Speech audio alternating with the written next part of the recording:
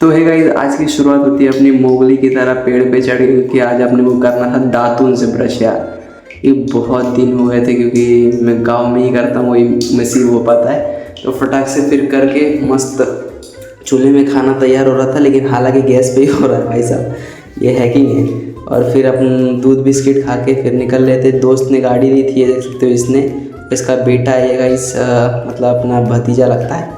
और फिर अपना भाई भी आ जाता है स्कूल से। उसके बाद अपन क्या है, फिर चले जाते हैं मंदिर में, जहाँ पे ये लोग गैजेट से खेल रहे थे, उड़ता हेलीकॉप्टर सर पे, समझेगा भाई।